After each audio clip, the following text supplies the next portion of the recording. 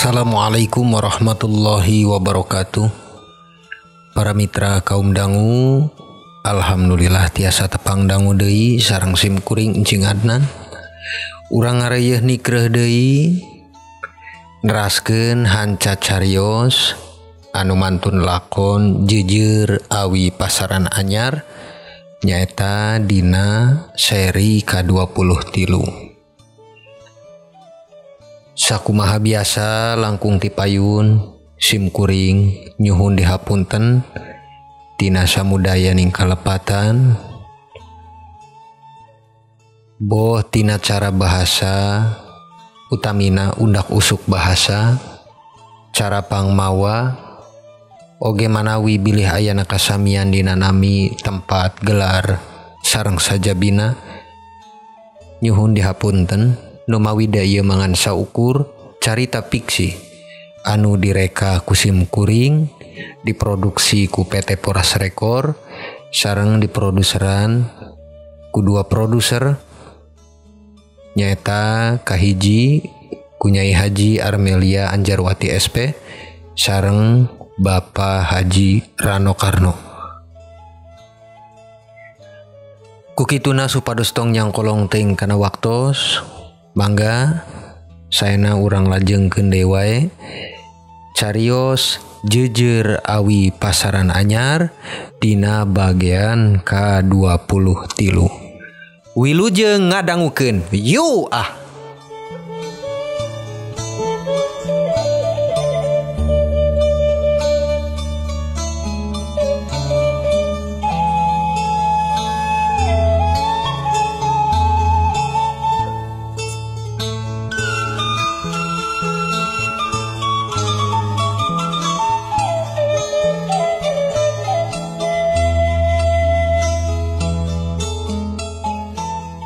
Para mitra kaum dangu, singkatna Nyi Yusti anu tos ngajelaskeun ka Ijang harita janten ngertos kaayaanana sabab geus kapalang da kitu kedah di alamanana. Harita ukur syukur Ijang tiasa mastikeun yen Nyi Yusti teh masih salamet keneh nanging benten sareng Mbah Damung batina asa seukeut ngarasakeun hal anu aneh. Utamina kana ningal beuteung Nyi Yusti anu masih keneh gede ngandung para mitra. Punten ieu Nyai, ari aki teh palai ngiring nembrong dina urusan aranjeun ieu nya. Aya nu aneh numutkeun aki mah ditinggal-tinggal ieu teh kasep ka si Nyai. Utamina moal pati-pati salamet jadi mangsa ku buaya komo eta buaya bodas. Tang tos aya sababna. Panginten wios upami aki ngiring naros ka Ijang. Kocap Mbah Damung nu harita cobi ngaji kana musababna Nyi Yusti anu salamet para mitra. Mangga aki dupi naon anu janten aneh numutkeun aki. Oge Nyai ieu teh aki engkang, aki Damung anu kongsi dicarioskeun ku emak. Salaresna aki teh masih hirup keneh. Nanging memang aki nuju nyumput sabab-sabab baraha hal anu ngajantenkeun kitu. Utamina mah ngahindar diri pikeun keamanan. Nya singkatna mah ieu teh memang direncanakeun kalayan digegerkeun anak aki maot teh supados salamet pun aki teh Nyi. Walar Ijang ka Mbah Damung bari nepangkeun akina ka Nyi Yusti para mitra.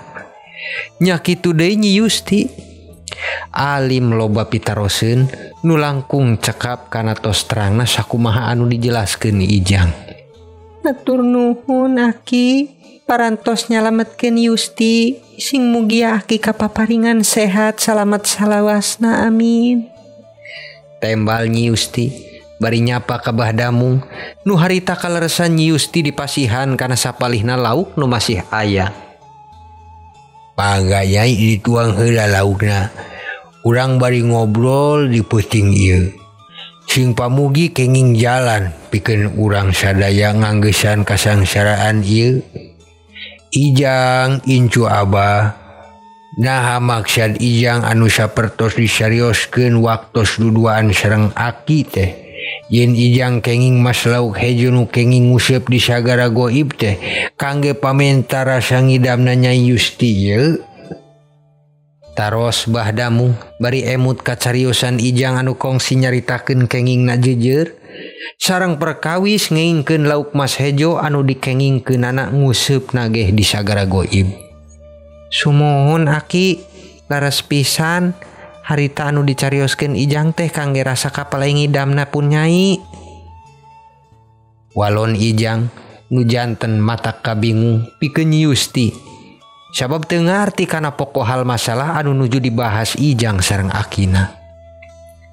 Pamiki itu bunten Nyai, Aki kenging nempon teu ye. Panginten aya cirenu aneh salami Nyai ngandung. Dupi ngandungna eta jabang bayi teh. Manawi aya tanda sareng naon wae anu kaalaman ku Nyai sabrakna Nyai ngadahar kana lauk mas hejo Nyai. Taros bahdamung ka Nyi Yusti. Nu harita disadaran ku ijang sareng Nyi Yusti kana tanda sisik nu nimbul dina beuteung Nyi Yusti para mitra. Mangga Ki, sumuhun abdi ngaraos aneh sate acana. Nyaeta teu pisan tadi nama aya tanda kieu nanging harita saatosna tuang kana lauk mas hejo nimbul tanda kieu dina beuteung abdi teh Ki. Nyi Yusti bari nyingkatkeun acuk dina bagian beuteungna nu ditembongkeun ka Kidamung. Nya harita mun ditinggal ku cara mata batin Bahdamung mah kantos ngarti kana tanda anu aya di beuteung Nyi Yusti para mitra. Aduh, ijang percanten sareng henteu mangga eta mah. Yen naon anu dikandung ku Nyai teh istuning sanes anak manusia Nyai. Ieu teh mangrupi anak siluman buaya Nyai. Bahdamung mere beja nu janten kaget pikeun ijang sareng Nyi Yusti ngadanguna. Aduh Aki, nah laras Aki teh ulah nyingsieunan abdi Aki. Sajujurna abdi ngalakukeun kasalahan nepi ka ngandung sareng Kang Dirwo Ki sanes sareng buaya. Beja Nyi Yusti ka Kidamung ngeunaan kayakinanana ngalakonan kasalahan diri teh sareng si Dirwo. Memang leres. Ari Nyai ninggal mah leres lalaki biasa anu dipibogoh ku Nyai. Nanging saleresna eta teh sipatan atanapi nyililiburina siluman nyipat ganti wujud manusia. Sabab geus aya pajangjian ieu teh sareng anu mujana nu teh sanes ti kaluargi nu anakna ngajalin cinta sareng Nyai. Ieu budak teh kedahna mah kantos lahir sasih kamari Nyai. Nanging kulantaran Nyai kantos ngadahar lauk mas hejo anu dikengingkeun ku ijang ti sagara goib janten katahan ieu teh. Sabab kautuhanana si jabang bayi moal janten buaya atanapi mangrupa naon wae. Nanging bakal janten hiji nur atanapi cahya nu tumut ngara mawa kakuatan nu teu katandingan ku ukurna jalma. Nanging ieu cahaya teh atanapi nur teh ngan saukur bisa ngaraksuk ka jalma anu bersih hatena. Beja Kidamung mertelakeun kana kandungan Yusti nu diguar sajeroning panempo batina para mitra. Teras naon maksud tujuanana siluman buaya teh dugi nitipkeun bati ngalangkungan rahim abdi Ki nepi ka nyiliburi nyipat janten Kang Dirwo. Taros Nyi Yusti nu palai terang kana maksud tujuanana siluman buaya teh dugi ngareuneuhan Nyi Yusti. Emang geus aya rencana ti dituna ieu teh dasarna bangsa siluman nya. Dek wani-wani ngajak-ngajak ka alam parna bangsa manusia pikeun ngajadikeun manusia teh baladna ngabaturan dina poe akhir sasarengan jeung kaumna nu salah ka alam neraka nu langgeng sanget siksana. Gera tobat kanu kawasa Nyai. Akukeun sagala kasalahan diriku moal deui karayu jeung kababawa nafsu. Komo deui kapipinding cinta. Pentakeun saleresna pituduh nu leres nu mantun kauntungan pikeun diri di mangsa mulang ka Gusti. Kidamung sajelasna ngaguar kana hal anu dialaman Yusti kiwari. Nu janten bingung percaya jeung teu percaya nanging kitu numutkeun Kidamung para mitra. Lajeng kumaha Ki ayeuna upami leres kitu nyatana kedah kumaha pikeun ayeuna urang nulungan Nyai. Taros Ijang bari sami bingung ngadangu kana naon anu dijelaskeun ku akina. Nanging sanyata teu kasangka ngadadak dina peuting harita Nyi Yusti ngajerit nahan kanyeri. Asa bingung keur Bahdamung jeung Ijang dina nempona. Eta Nyi Yusti ngajerit maratan langit ngoceak maratan jagat. Teu disangka ngadadak cahya kaluar tina sabudeureun beuteungna. Lajeng si cahya teh ngadadak kaluar ti lapisan kulit beuteung nu kacirenan sisik. Lajeng ngapung si cahya teh ka luhur langit, melesat ka arah bulan nu harita keneh janten kajadian nimbulkeun geraha atanapi gerhana. Nyi Yusti ku ajaibna teu saeutik pisan aya getih nu nyobek jeung nyacadan kana kulitna para mitra. Beuteungna kempes, ilang taya tapak kanyeri, sampurna wujud nyaeta kalawan wanoja umumna nu geulis rupa. Kang, alhamdulillah Yusti asa enteng rarausan awakna. Oge ngaraos jag-jag waringkas taya tapak sacacad kanyeri oge. Geningan leres saur Aki, kawasa Gusti moal bisa diukur ku cara mata manusia. Kocap Nyi Yusti bari dilahun ku Ijang harita. Ijang ngaraos seneng sabab teu hariwang deui nempo kaayaan Nyi Yusti para mitra. Nuhun ya Allah, santeuna Nyai tos enteng kumawa awak hungkul. Ikhlaskeun sagala anu tos janten kodrat irodat ti mantena. Urang ukur makhluk anu usik malikna kawengkon ku cara Gusti anu ngagaduhanana. Insyaallah kapayuna aya jalan nu langkung sae pikeun Nyai. Kocap Ijang nu harita nyerenkeun oge ka Nyi Yusti supados kulem ti heula di eta tempat. Nanging Ijang jeung Ki Damung disambung ngobrol pikeun nangtoskeun lampah nu bakal direncanakeunana kangge mulang. Aki, samentawis di peuting ieu urang teh asa geus jodona kedah patepung sareng di ieu leuweung. Nya kitu deui ka Nyi Yusti anu parantos salamet ayeuna janten wanoja sakumaha umumna. Panginten Aki oge kantos wayahna kedah mulang. Kumaha pami isukan urang sasarengan Ki sareng Nyai. Urang teh mulang yuh ka lembur tepungan ka ema. Saur Ijang namangsa Nyi Yusti kulem sedengkeun seuneu bakaran teu leh hurung alatan dijagi sareng ditambih pangpung nu garing para mitra. Sumuhun Kajep, kitu anu aya di pikiran Aki oge. Sanyana Aki teh tos palai uih ieu teh palai katimu sareng nini maneh. Nya saena mah isukan urang sasarengan wae ngambah mulang. Urang mulai ti isu keneh namangsa manuk alasan geus recet rame. Urang uih kaleresan Aki terang sapanjang jalan di ieu leuweung mah. Panginten bakal jauh jalan urang teh kangge mulang ka lembur. Ku kituna urang siapkeun sagala lahir sareng batin pikeun sasarengan niat balik ka pilemburan Kasep.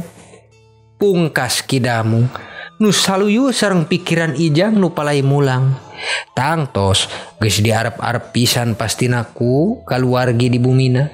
Sabab dugi kiwari masih can wae aya wartos nu pasti katampi ku kaluargi Ni Rutmi sareng Nyi Sekarwangi para mitra.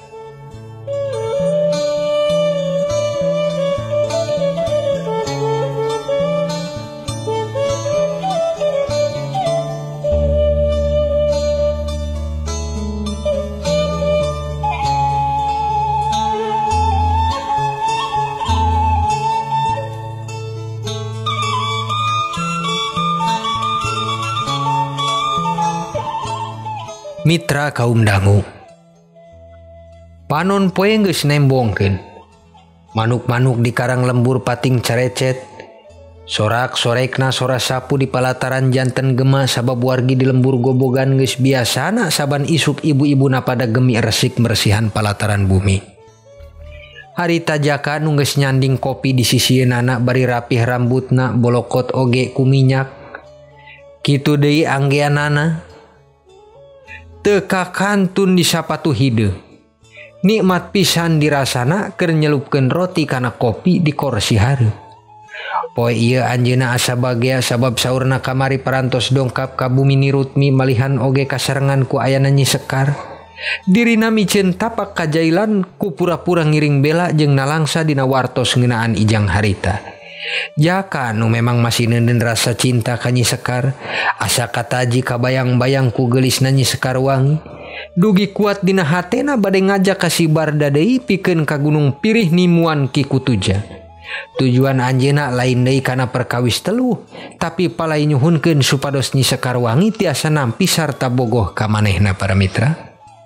Kabayang-bayang, ka impi-impi, aduh, Nyi Sekar wangi, akang teh sono pisan, nyanyi gak asa ngacapruk, tapi aing teh da kumanya seneng ya teh, akang teh sono pisan kamari tiasa patepang, sanaos anjeun teu sadar Nyai, istuning akang dongkap teh mantun rasa nu kawilang bagja.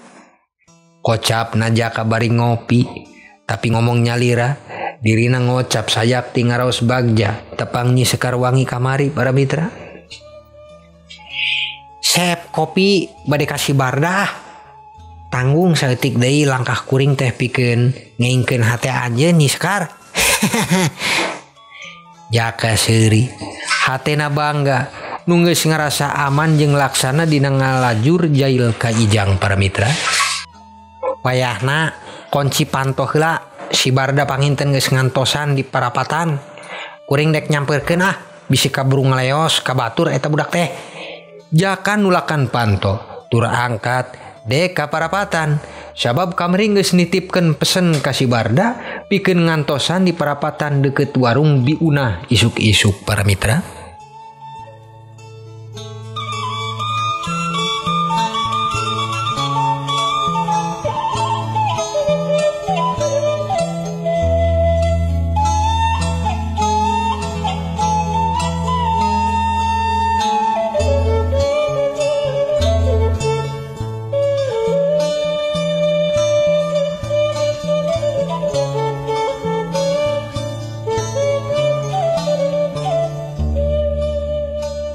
Mitra kaum dangu, ayeuna urang ilih carita ka si Barda nu geus ngantosan di parapatan. Malihan ngaraos kulamina ngantosan Jaka, si Barda kongsi ngawuduk heula di warung Biuna. Dugi ngawudukna rengse, Barda ka parapatan deui nanging Jaka teu datang-datang. Ari si Jaka, ya dinteu budak teh nya, ana suing ti isuk geus ngaluarkeun duit yeuh, meuli wuduk di Biuna gara-gara ngantosan manehna ya teh aduh. Gunamna bari melong ke arah jalan, pangarepna susuganan aya Jaka jol palebah pengkolan jalan. Barda, gorowok Jaka tibeh kulon, anjeuna motong ka pengkolan gang. Nu teu kasangka ku si Barda Jaka bakal jol tibeh kulon para mitra. Ya teuing maneh teh, uing geus ditatali ngantosan, balian nepi beak ngawuduk di Biuna yeuh. Maneh can wae datang kocap si Barda. Bari biasa ku basa cara kasarna, geus janten sifat biasa keur manehna asal pok dina ngocap basana para mitra. Wi ngopi heula, tadi diganjel ku roti, enak maneh mah. Geus kaeusi sangu. Hayu Bar, ulah lami-lami di lembur. Urang angkat ayeuna yeuh. Bari leumpah ka jalan gede, mapah ngaragancang menangkeun mobil lah. Ya ayo jak, wing mah siap wae deh ka mana maneh angkatna oge wing mah ngantirkeun pokona mah. Kanjenan ieu bade ka Ki Kutuja deui, paranti dewek geus biasa nganterkeun batur ka ditu. Tembal kocap si Barda, bari sasarengan leumpang ke arah jalan gede. Aranjeuna ngarah enggal menggatkeun angkutan supados tiasa ngudag waktos pikeun tatamu deui ka Ki Kutuja mentakeun pelet keur si Jaka para mitra.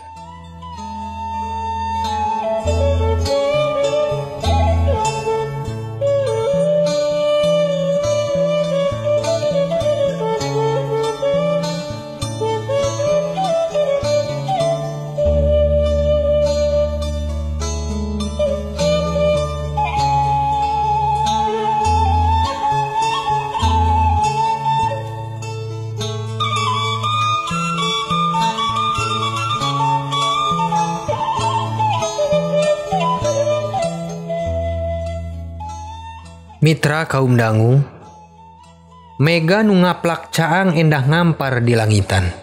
Panon poe bade indit pamit keur nyilihan wayah. Pasosore dina harita kaanteur angin nu ngahaliwir. Manuk-manuk tinggal bersagelompok kakalayangan mulang ka alam. Pasawahan katinggal ngampar ku endahna di pelemburan. Tos teu aya ciren gerakna bapa sareng butani di galengan sabab tos sonten geus nyedek pisan datang. Ni Rutmi sareng Nyi Sekar paduduaan di dapur tukang. Nu memang kaleresan dapur teh paadep-adep jeung amparan sawah nu luas. Nyi Sekar nuju ngakeul sangu nu nembe asak ti langseng teh ditumpek ka boboko alip nu diulak-walik make centongna. Kitu deui Ni Rutmi, harita lajeng neundeun teko nu geus kaeusi cai nu diparulukan teh cap japit. Lebar ngumbarkeun sesa wangwa nu masih aya di pawonna para mitra. Ma bade ngadamel cin teh. Ieu ku Sekar dipangdamelkeun Ma. Kocap Nyi Sekar nu tos rengseng ngakeul sangu bari nawisan ngadamel cin teh ka Ni Rutmi. Sabab terang Ni Rutmi masih ngadep keneh kana pawon bari nungguan tekona nu keur digarang. Teu geulis, Mama ukur lebar ungkul ngahanetan cin teh. Lebar wangwa di pawon masih kene loba. Sok Nyai manawi bade tuang tieulah kantu nyandak piringna geulis. Jeung laukna itu aya di luhur langsam parah ti biasana. Tembal Ni Rutmi bari nawisan tuang ka Nyi Sekar. Anjeunna keukeuh diuk dina jengkok kayu nungguan cin tehna nu moalami bakal ngagolak. Muhun Ma, kewae tuangna Ma. Tos salat magrib. Ieu Sekar pada ibak heula Ma. Walau Nyi Sekar nu enggal meresan kana sangu nu tos diakeulna, teras muruka jero nu bade mandi mersihan awak ti kokotor leutik nempel dina awakna. Ni Rutmi nu harita bade ngangkatkeun teko sabab cai geus ngagolak, ngadadak emut ka Ijang. Emut di wayah kieu biasana duduaan sareng incuna. Dina ngantosan wayahna magrib ku ninyuh cin teh dina muk gede keur duduaan.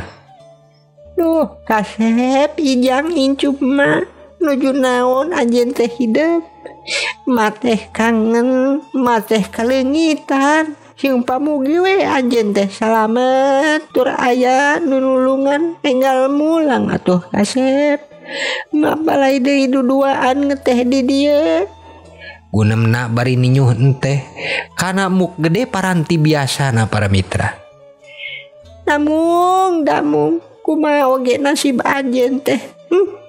Saur anjeun mun jejer tos kapendak ku incu urang anjeun bakal datang deui nepungan kuring. Saban siang jeung wengi kuring nganti kadatangan anjeun. Dugi kate ayana pun incu anjeun jan wae aya tandaan. Nah sami anjeun oge sapertos Ijang. Atanapi memang anjeun tos poho ka kuring. Nu salami ieu dijangjian ku salira. Pamugi we anjeun sing aya dina pangampihan saena Gusti damung. Gunem deui Ni Rutmi nu harita malah emut kaki damung salaku salakina. Memang leres para mitra, naon anu dicarioskeun Mbah Damung ka Ijang teh sanyatana pisan kitu kayaanana. Yen istuning Mbah Damung teh lumpat ka leuweung jeung diakonkeun maot supados ngalindungan ka dirina pikeun salamet tina pitnahan nu ngancem nyawa dirina harita. Kitu gunem dirina Ni Rutmi nu ngarasa bimbang jeung hariwang pinuh ka melang kana nasib ka masing-masing jiwa nu dipicintana para mitra.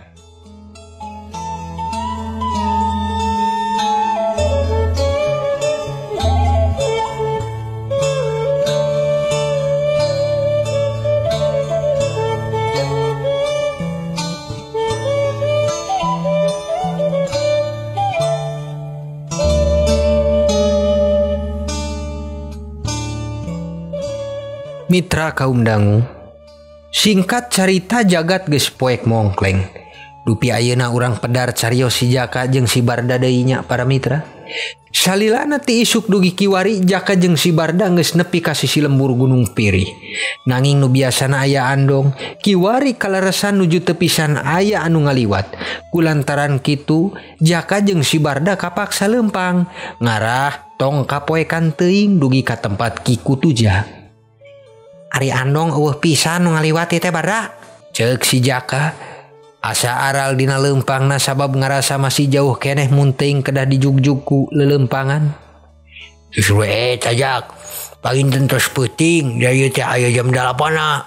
Panginten anu geus pada ngandang oge ieu teh kudana. Apa salah urang lempang we ayo bari ngobrol meh teu karasa. Tembal si Barda ka Jaka nu bari lempang. Panonna rurat reret ka saban pinggiran jalan. Sabab harita jalan teh ukur kalingkup ku barongan awi jeung tatangkalan gunung para mitra.